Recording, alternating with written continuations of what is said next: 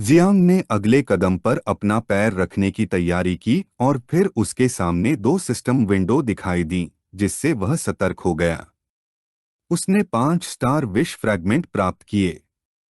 1000 fragment को मिलाकर एक पूरा स्टार विश फ्रैगमेंट बनाया जा सकता था।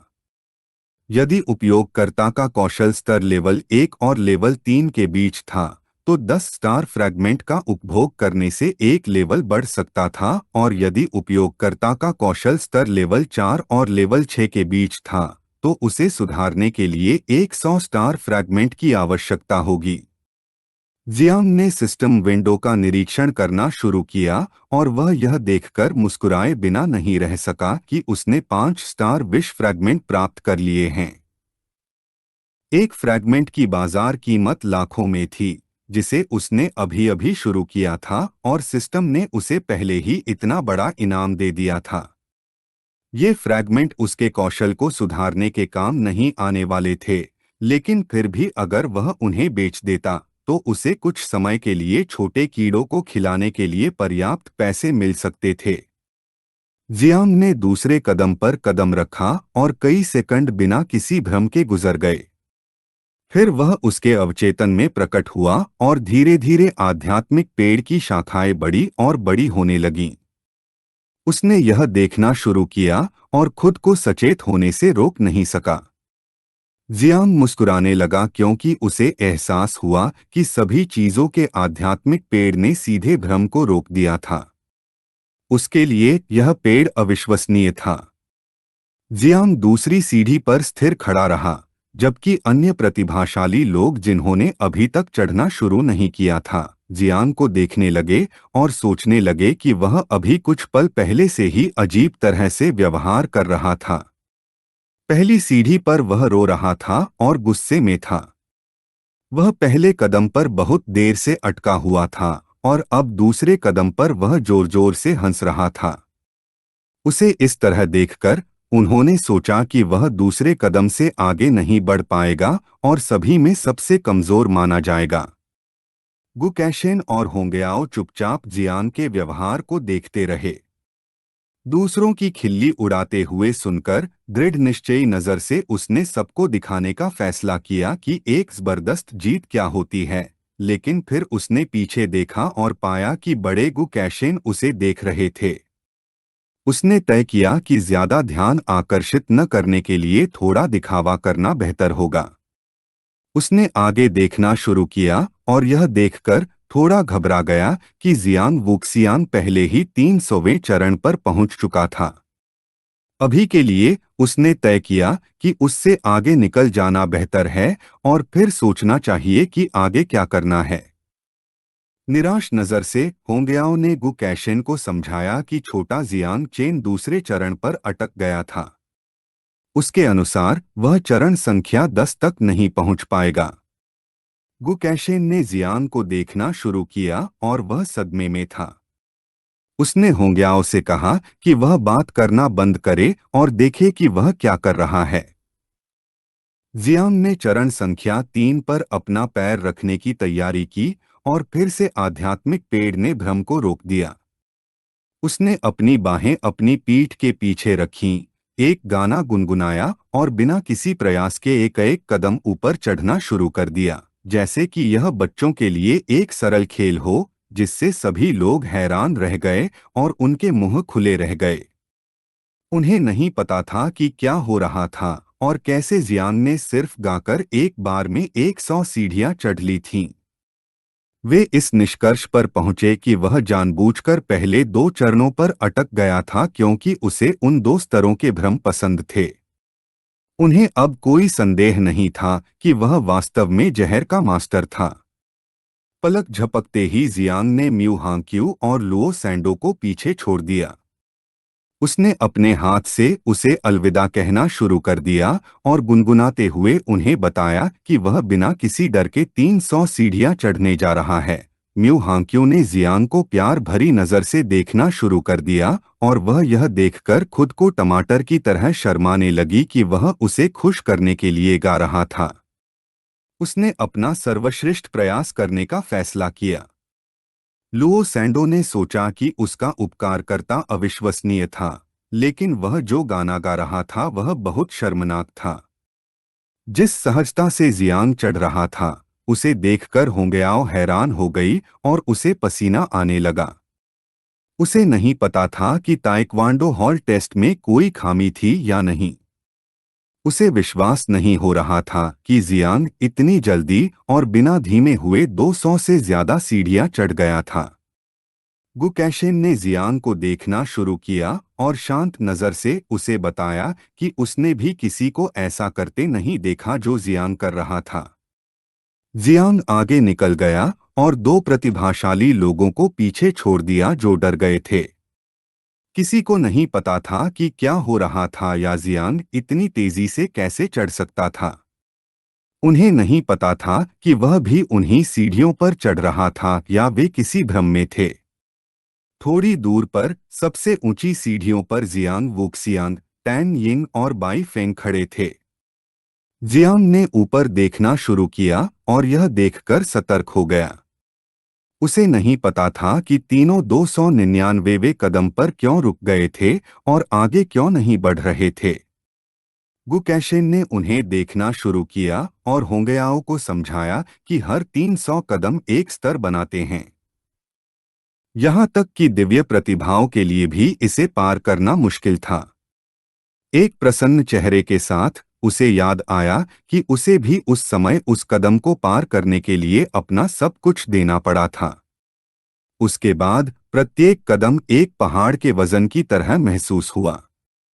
वह नहीं जानती थी कि उनमें से कौन पहले होगा।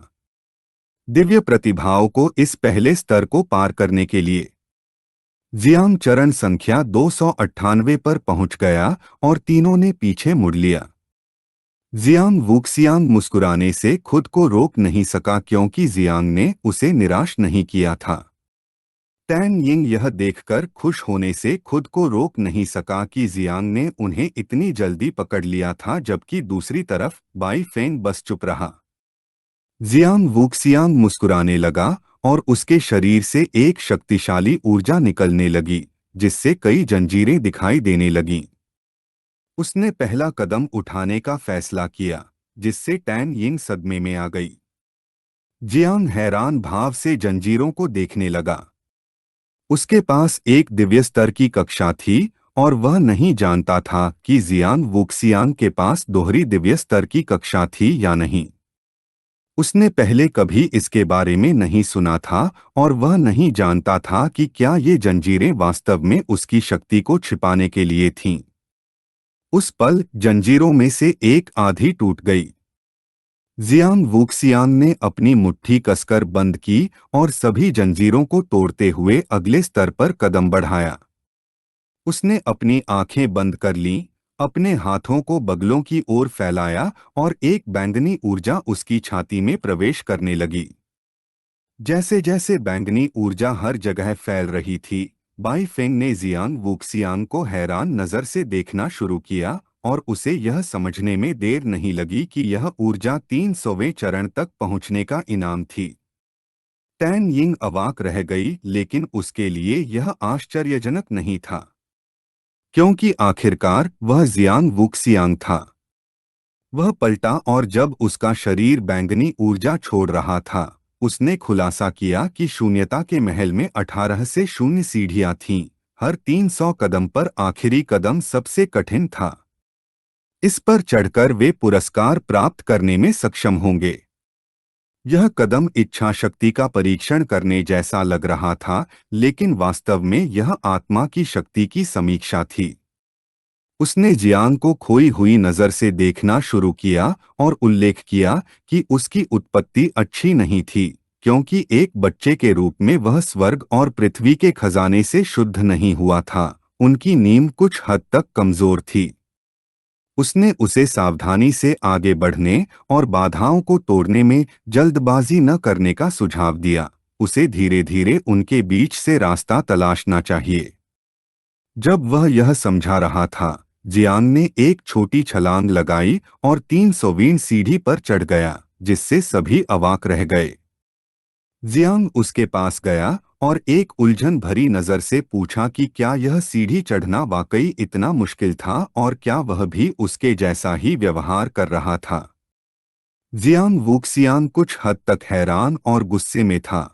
वह विश्वास नहीं कर पा रहा था कि जियांग इतनी आसानी से यह सीढ़ी चढ़ गया था। एक सिस्टम विंडो दिखाई दी और ताइक्सू हॉल की 300 सीढ़ियां चढ़ने के लिए उसे इनाम के तौर पर एक ओरिजिन क्रिस्टल मिला। जियांग के हाथ में एक हरा क्रिस्टल दिखाई दिया। उसने इसे देखना शुरू किया और खुशी महसूस किए बिना नहीं रह सका क्योंकि यह एक अविश्वसनीय इनाम था। हालांकि कीड़े इसका उपयोग नहीं कर सकते थे। उसने सुना था कि अंकल झाई गैन कई सालों से तीसरे परिवर्तन में थे, लेकिन इसकी बदौलत वह चौथे परिवर्तन पर चढ़ने में सक्षम हो गया था। यह क्रिस्टल जियांग वूक्सियांग को मिले इनाम से कहीं ज्यादा शक्तिशाली था। लिटिल नाइन प्रकट हुई और भूखी नजर से जियांग से तेजी से चढ़ने को कहा क्योंकि वह पगडंडी खाना चाहती थी। जियांग ने ताइक्सू हॉल को देखना शुरू किया और उलझन भरी नजर से उससे पूछा कि क्या वह हॉल के ऊपर बनी पगडंडी की बात कर रही है, जिस पर उसने हाँ में जवाब दिया। उस पल लिटिल नाइन के पेट में गर्जना शुरू हो गया, जिससे जियांग कुछ उलझन में पड़ गई। उसने जियांग को तेजी से चढ़ने के लिए मजबूर करना शुरू कर दिया। उसने उसे इंतजार करने के लिए कहा क्योंकि भले ही वह वास्तव में खाना चाहती थी, लेकिन उसे धक्का देने की जरूरत नहीं थी। टैंग यिंग और बाई फेंग ने पलटकर देखा और यह देखकर वे अवाक रह गए, जबकि दूसरी तरफ जियांग वूक्सियांग क्रोधित हो गया। उसने अपने दांत कसकर भींच लिए और गुस्से से भरी नजर से उसे देखने लगा। वह जियांग को उससे आगे निकलने नहीं दे सकता था। उसने अपनी मुट्ठियां हिलाना शुरू कर दिया और उसके पीछे 8 हाथ दिखाई दिए और वह पागलों की तरह चढ़ने लगा ताकि जियांग उससे आगे न निकल जाए। बाई फेंग को यह देखकर कुछ आश्चर्य हुआ कि युद्ध के देवता जियांग वूक्सियांग ने उसके शरीर को परिष्कृत कर दिया था। उसकी आंखें क्रोध से भर गईं और वह खुद को रोक नहीं सका, लेकिन वह क्रोधित हो गया, दम घुटने वाली ऊर्जा को बाहर निकाल दिया। उसके लिए ऐसे लोग वास्तव में कष्टप्रद थे। उसके अनुसार उन्हें मर जाना चाहिए। उसने अपने हाथ आकाश की ओर बढ़ाए और देवताओं और राक्षसों के रक्त की तकनीक का इस्तेमाल किया जिसे डाई द स्काई ब्लू कहा जाता है। उसके शरीर से भूत निकलने लगे। उसने उन्हें अपने से आगे नहीं बढ़ने देने का फैसला किया और तेजी से चढ़ना भी शुरू कर दिया। कई सेकंड बाद 2 प्रतिभाशाली लोग उनके पास आए और यह देखकर कि तांग यिंग खड़ी थी और उनसे प्रतिस्पर्धा नहीं कर रही थी, उन्हें लगा कि यह बहुत अजीब है। वह उनकी ओर मुड़ी और एक शांत नजर से समझाया कि वह एक हत्यारी थी और उसकी तुलना उन राक्षसों से नहीं की जा सकती। यह सुनकर उनमें से एक आदमी को राहत महसूस हुई, लेकिन उस पल तांग यिंग मुस्कुराने लगी और धीरे धीरे उसका शरीर बदलने लगा। वह एक सांप में बदल गई और एक जानलेवा नजर के साथ वह भी तेजी से चढ़ने लगी। दोनों पुरुष अवाक रह गए और फिर गले लग गए और सोचा कि मिस्टर टाइगर ने उन्हें धोखा नहीं दिया है और लोग वास्तव में बहुत डरावने थे। हेम चारों सराहनीय प्रतिभाशाली थे, लेकिन जियांग जो कुछ भी नहीं होने पर भी चढ़ रहा था, वह सबसे भयानक था। होंग्याओ यह देखकर हैरान थी कि जियांग वूक्सियांग ने 8 हाथ प्रकट किए थे। बाई फेंग पागल हो गया था और तांग यिंग एक सांप में बदल गया था। उसके अनुसार जियांग वास्तव में प्रभावशाली था क्योंकि अपनी ताकत से उसने सभी को अपना संयम खोने पर मजबूर कर दिया था। गुकैक्सिन ने अपनी आंखें बंद कर लीं और जोर से हंसने लगा और उससे कहा कि यह कोई आश्चर्य की बात नहीं है कि वह उसका पसंदीदा शिष्य था। पलक झपकते ही जियांग शीर्ष पर पहुंच गया। वह इतिहास में ऐसा करने वाला दूसरा व्यक्ति था। अब जब वह शीर्ष पर पहुंच गया था, तो वह कुछ हद तक राहत और आराम महसूस करने से खुद को रोक नहीं सका। होंग्याओ ने अपनी आंखों में कुछ देखा जो आतंक से भरा था। उसे नहीं पता था कि जियांग क्या करने जा रहा था। जियांग ने अपना हाथ आकाश की ओर बढ़ाया, कीड़ों को बाहर निकाला। उसने उन्हें स्वेच्छा से बाहर निकालने का फैसला किया ताकि वे जो चाहें कर सकें। इस वीडियो का अंत है। अगर आप लोग अगला भाग देखना चाहते हैं तो हमारे चैनल को सब्सक्राइब करें, वीडियो को शेयर करें और लाइक करें।